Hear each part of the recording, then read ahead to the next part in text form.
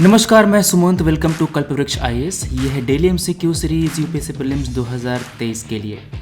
Day 65 है ये। इसके पहले हमने 64 वीडियोस आपके लिए अपलोड कर दिए हैं और हर वीडियो में आपको 5 क्वेश्चंस मिलेंगे। 5 टॉपिक हमने कवर किया है। जो हमारा पहला सवाल है वो है एसएलआर और सीआरआर से जो आरबीआई की मॉनेटरी पॉलिसी है उस पर सवाल पूछा गया है। कह रहा है CRR is the fraction of net demand and time liability maintained by bank with itself in form of cash deposit. CRR NDTL का net demand and time liability का वो परसेंटेज होता है जो बैंक आरबीआई के पास रखता है। ध्यान सुनना, CRR with RBI in cash. SLR क्या होता है? बैंक अपने पास रखता है। Bank with itself. इसमें कैश हो सकता है, गवर्नमेंट सिक्योरिटीज हो सकती है, गोल्ड हो सकता है। समझ गए? एसएलआर को आप कैश, गवर्नमेंट सिक्योरिटीज, गोल्ड, इन सब चीज़ों में मेंटेन कर सकते हैं। तो मेरे को ये बताओ, सीआरआर और एसएलआर में ज़्यादा लिक्विड कौन है? सीआरआर, क्योंकि ये कैश फॉर्म में है। कैश को कैश में कन्वर्ट करना आसान है ना। अब गवर्नमेंट सिक्योरिटी को, गोल्ड को कैश में कन्वर्ट करने में थोड़ा तो टाइम लगेगा। समझ गए?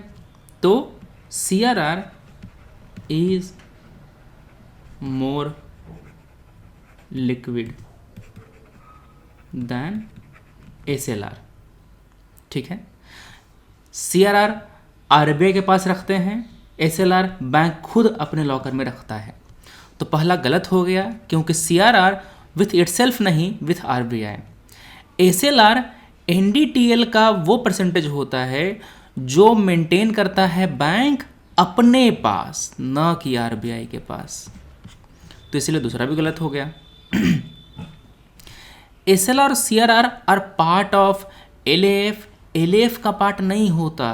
लिक्विड एडजस्टमेंट अलग होती है, ये रिजर्व रेशियो होते हैं। ठीक है ना। सीआरआर, एसएलआर एलएएफ का पार्ट नहीं होता, इसलिए थर्ड गलत हो गया। तो आपका D, none of the above are correct. ठीक है। एलएएफ, ओपन मार्केट ऑपरेशन, ये दोनों चीज़ें अलग होती हैं। इसमें सीआरआर, एसएलआर नहीं आता। ओके, चलो अगला सवाल हम लोग करते हैं। अच्छा, अभी मैंने बताया आपको कि कैश, गोल्ड, गवर्नमेंट सिक्योरिटीज़, इसके साथ साथ जो ट्रेजरी बिल होता है उसमें भी आप एसएलआर को मेंटेन कर सकते हैं। स्टेट डेवलपमेंट लोन जो स्टेट गवर्नमेंट इशू करता है वो भी एसएलआर का पार्ट हो सकता है। ठीक है। एलएएफ एक मॉनेटरी पॉलिसी टूल है जो बैंकों को अलाउ करता है कि वो रेपो रेट पर आरबीआई से पैसा लोन ले शॉर्ट टर्म के लिए। अपना डे टू डे मिसमैच है लिक्विडिटी में, जैसे कि मान लो कि एसबीआई को पे करना है 100 रुपया एचडीएफसी को, उसको पैसा नहीं है तो वो आरबीआई से लेकर के पे कर सकता है और अगले दिन उसे वापस ले सकता है। तो शॉर्ट टर्म के लिए लोन ले सकता है अपना लेन देन का काम पूरा करने के लिए एलएएफ के अंदर। तो इसमें रेपो, रिवर्स रेपो, ये सब आता है, न कि एसएलआर, सीआरआर। अगला सवाल है, आपको एक पैराग्राफ दिया गया है, पूछ रहा है कि ये पैराग्राफ किसके बारे में है। Fundamental duty, DPSP, preamble, fundamental right. They are resemble instrument of instructions जो दिया हुआ था गवर्नमेंट ऑफ इंडिया एक्ट 1935 में। They were later incorporated in constitution of India. They neither confer any legal right, they do not confer any legal right, there are no legal remedies against their violation। मतलब कि they are not judicially enforceable। मतलब कि अगर उसका violation होता है तो उसको इन्फोर्स नहीं कर सकता। तुम सोचो ध्यान से, अगर फंडामेंटल राइट को देखें तो फंडामेंटल राइट आपको लीगल राइट देता है, आपको राइट टू इक्वालिटी देता है, राइट टू लाइफ देता है ना, और ये लीगली इन्फोर्सेबल भी है। There is legal remedy, you can go to Supreme Court or the High Court to enforce your fundamental right. So you have eliminated option D. ठीक है, अब आती है बात फंडामेंटल ड्यूटी की, डीपीएसपी की, प्रीएम्बल की। ठीक है, इंस्ट्रूमेंट ऑफ इंस्ट्रक्शन जो था वो उस समय के गवर्नमेंट ऑफ इंडिया को दिया गया था। गवर्नमेंट ऑफ इंडिया एक्ट 1995 में ये जो इंस्ट्रूमेंट ऑफ इंस्ट्रक्शन थे वो एक्चुअली इंस्ट्रक्शन थे गवर्नमेंट को कि आपको ये काम करना है। चूंकि ये इंस्ट्रक्शन गवर्नमेंट को दिए गए थे तो क्या ये फंडामेंटल ड्यूटी हो सकता है? फंडामेंटल ड्यूटी इंस्ट्रक्शन है सिटीजन को ना कि गवर्नमेंट को, तो आपने ए एलिमिनेट कर दिया। अब प्रीएम्बल, इसमें भी कोई इंस्ट्रक्शन नहीं है, ये तो केवल ऑब्जेक्टिव दिखाता है ना कि मेरे को ये काम करना है। इंस्ट्रक्शन किस में है? डीपीएसपी है। DPSP gives instruction to the government. समझ गए? अब जो डीपीएसपी था वो गवर्नमेंट ऑफ इंडिया एक्ट 1995 में इंस्ट्रूमेंट ऑफ इंस्ट्रक्शन के नाम से जाना जाता था। ये आपको कोई लीगल राइट नहीं देता, ये जुडिशली इन्फोर्सेबल भी नहीं है, इसलिए ये पूरे पैराग्राफ को सेटिस्फाई कर रहा है। क्या आंसर हो जाएगा? डीपीएसपी। समझे? अगला सवाल है, इनमें से कौन सा माइग्रेशन स्ट्रीम सबसे ज़्यादा डोमिनेंट है इंडिया में? देखो, हमारे यहाँ माइग्रेशन होता है गांव से गांव में, गांव से शहर में, शहर से शहर में, या शहर से गांव में।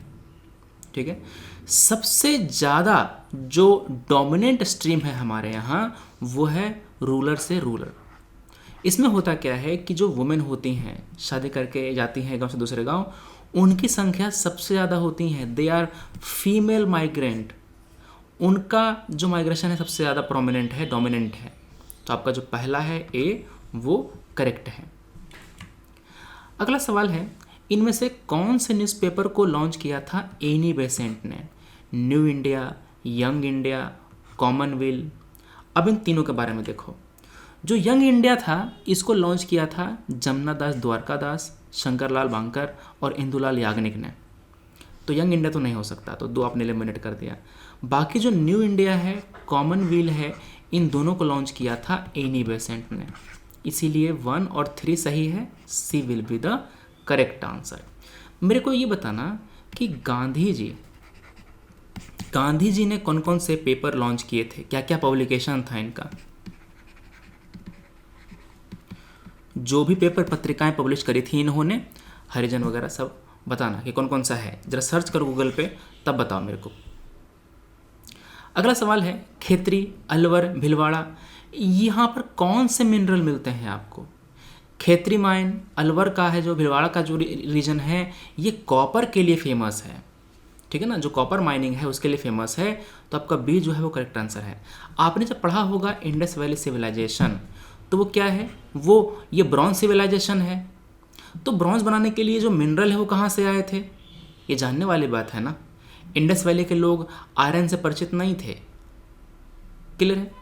तो ये सब बातें हैं। जो आपका चैल्कोलिथिक एज है, जो आपका चैल्कोलिथिक पीरियड है, यहाँ पर कहाँ से आया कॉपर? तो आप जब हिस्ट्री पढ़ते हैं तो आपको ज्योग्राफी पता होनी चाहिए कि हाँ इस रीजन से वहाँ पर कॉपर आया होगा। तो बी जो है आपका करेक्ट है। खेतरी का जो नाम है वो आता रहता है इंडस वैली के सिविलाइजेशन का जो सोर्स है कॉपर का, जो चैल्कोलिथिक पीरियड का जो कॉपर का सोर्स है वो। ठीक है, कैंसर हो गया कॉपर माइन। हमने यहाँ पर आपको जो अलग अलग बेल्ट हैं मिनरल के वो दिया है, जैसे कि नॉर्थ ईस्टर्न पेनिनसुलर प्लेटू, इसमें छोटा नागपुर का प्लेटू आता है, उड़ीसा का प्लेटू आता है। ठीक है, यहाँ आपको आयरन, कोयला, manganese, mica, bauxite, copper, kyanite, chromite ये सब मिलता है। जो छोटा नागपुर का पठार है उसको हम लोग मिनरल हार्टलैंड ऑफ इंडिया के भी नाम से भी जानते हैं। सेंट्रल बेल्ट में छत्तीसगढ़, मध्य प्रदेश, तेलंगाना, आंध्र प्रदेश और महाराष्ट्र आता है। ये सेकंड लार्जेस्ट मिनरल बेल्ट है। क्या क्या मिलता है यहाँ पे? माइका तो मिलता ही है, माइका दोनों में मिलता है। आपका जो प्लेटू है पिछला वाला छोटा वाला प्लेटू है वहाँ पर भी और यहाँ पर भी। कोयला भी मिलता है, आयरन मिलता है, ग्रेफाइट मिलता है, मार्बल, लाइमस्टोन, बॉक्साइट और मैंगनीज।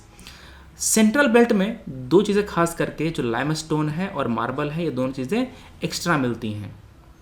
साउदर्न बेल्ट ये आपका पड़ता है कर्नाटका प्लेटू पे, और यहाँ पर जो लोहे के मिनरल्स हैं, फेरस मिनरल्स हैं, वो मिलते हैं। यहाँ पर कोयले का डिपॉजिट नहीं है, यहाँ पर कोयले का डिपॉजिट नहीं है, मगर हाँ नया वैली जो है ना, यहाँ पर आपको लिग्नाइट थोड़ा सा मिलता है। अब आती है बात साउथ वेस्टर्न बेल्ट की। वेस्टर्न कर्नाटका और गोवा ये इस बेल्ट में आते हैं। यहाँ पर मेनली आयरन ओर मिलता है। नॉर्थ वेस्टर्न बेल्ट है, ये राजस्थान का अरावली और जो बगल का जो गुजरात का जो कुछ इलाका है वो मिलता है। यहाँ पर आपको नॉन फेरस मेटल मिलते हैं, जैसे कि कॉपर, लेड, जिंक, इसके साथ यूरेनियम भी, माइका भी, बेरिलियम भी मिलता है। इसके अलावा कुछ छोटे छोटे बेल्ट हैं, जैसे कि आसाम है, यहाँ पर पेट्रोलियम और लिग्नाइट मिलता है। हिमालय का जो रीजन है वहाँ पर कोयला, बॉक्साइट, कॉपर मिलता है। मुंबई हाई, गोदावरी बेसिन, यहाँ पर आपको जो ऑयल के रिजर्व हैं, नेचुरल गैस है, वो मिलता है। समझ गए? तो ये आपके मिनरल बेल्ट हैं इंडिया में।